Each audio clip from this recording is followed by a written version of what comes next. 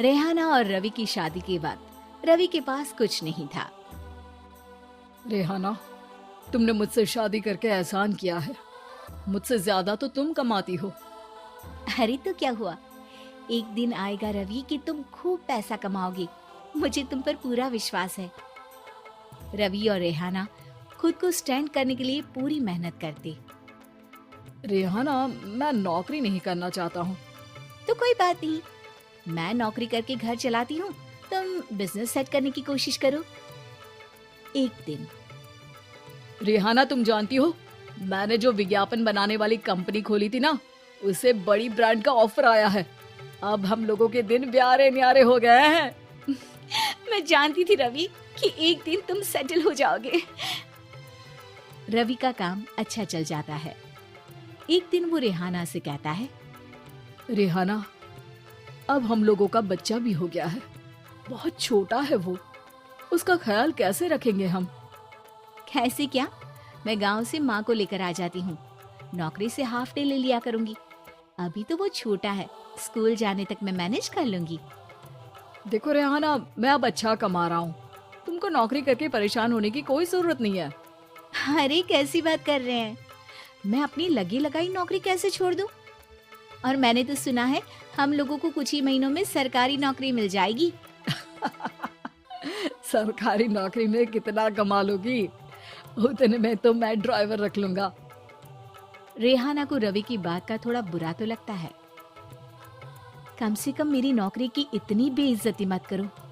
भूल गए, इसी नौकरी के बदौलत तुमने अपना बिजनेस खड़ा किया है।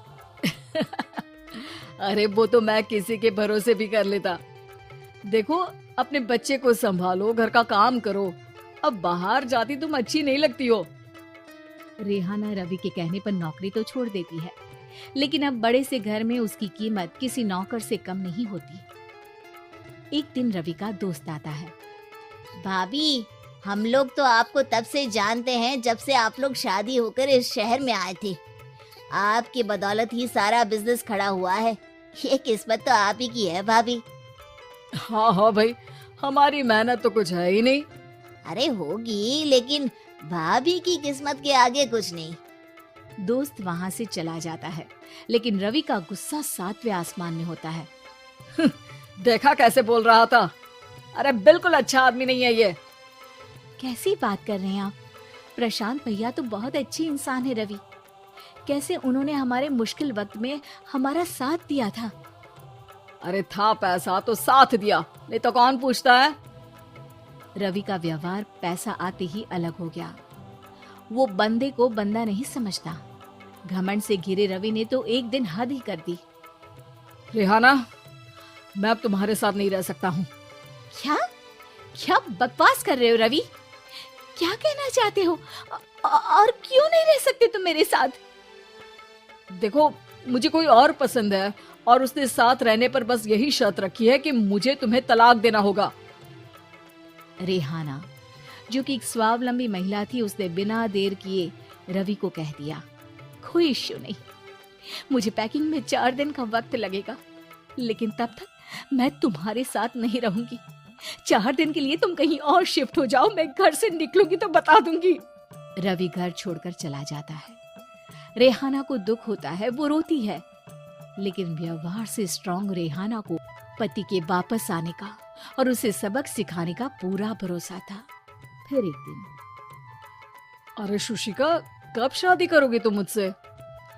यार मैंने तो सोचा था तुम शादी से पहले मुझे विदेश लेकर जाओगे, महंगी कार दिलाओगे। अरे सब दिला दूंगा, लेकिन पहले मुझसे शादी तो कर लो। हाँ हाँ, क्यों नहीं।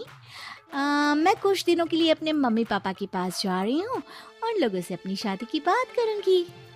अरे शुशिका, कैसे रहूंगा मैं तुम्हारे बिना? अब तो शादी ही होने वाली है हम लोगों की। शुशिका रवि को छोड़कर चली जाती है।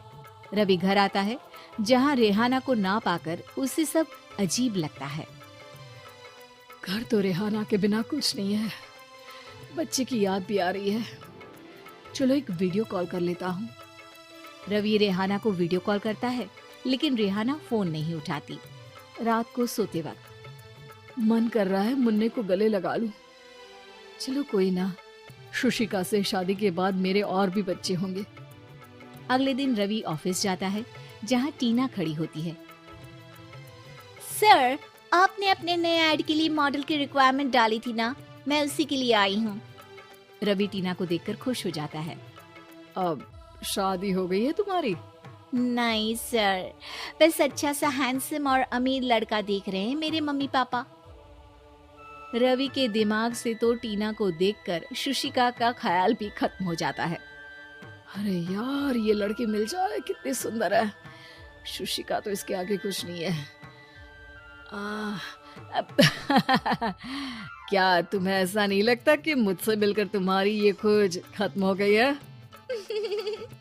आप तो 2 बच्चों की पापा लग रहे हैं। अरे नहीं नहीं, मेरी शादी तो हुई थी, लेकिन बीवी को किसी और से प्यार था, मुझे छोड़कर चली गई। खैर, टीना की दोस्ती रवि से हो जाती है, लेकिन 1 महीने बाद शुशिका रवि के पास वापस आती है। मेरे मम्मी पापा तुमसे मिलना चाहते हैं, लेकिन उन लोगों को ये मत बताना कि तुम पहले से शादीशुदा हो, और हाँ, शादी से पहले अपनी सारी प्रॉपर्टी तुमको मेरे नाम करनी होगी। अरे पागल, अब मैं तुमसे शादी ही नहीं करना चाहता। भला ऐसी लालची औरत से कौन शादी करेगा? तभी वहाँ टीना आ जाती है। रवि, ये पागल सी औरत कौन है? देखो, तुमने ही कह दिया ना पागल, तो पागल ही है। पता नहीं कौन है, कह रही है शादी कर लो, लेकिन शादी से पहले अपनी सारी प्रॉपर्टी मेरे नाम कर दो। बोल तो सही रही है। वैसे तुम जानती हो, मेरी एक सहेली है, उसके पति ने उसे पैसा आते ही छोड़ दिया, जबकि उसको खड़ा करने वाली ही मेरी सहेली थी। और मुझे भी भरोसा नहीं है, अगर मैं भी तुमसे शादी करूंगी तो तभी जब तुम मेरे नाम अपनी सारी प्रॉपर्टी कर दोगी। अरे हाँ हाँ, क्यों नहीं, बिल्कुल कर दूंगा। रवि और टीना की शादी की तारीख तय हो जाती है। वो अपनी सारी प्रॉपर्टी के कागज लेकर शादी वाली जगह पर पहुंचता है, लेकिन वहां टीना आती नहीं। रवि टीना को मैसेज करता है, कहाँ हो? सॉरी, मैं तुमसे शादी नहीं कर सकती, मुझे तुमसे भी ज्यादा पैसे वाला मिल गया। रवि को गुस्सा आ जाता है। वो गुस्से से सारा डेकोरेशन तोड़ रहा होता है कि वहां रेहाना आ जाती है। सर, क्या हो गया? क्या डेकोरेशन पसंद नहीं आई आपको? तुम यहाँ क्या कर रही हो? मैं यहाँ की डेकोरेटर हूँ। क्या आपको पसंद नहीं आई यहाँ की सजावट? रवि दौड़कर रेहाना के गले लग जाता है। मुझे माफ कर दो रेहाना। रवि रेहाना के गले लग जाता है और रेहाना टीना को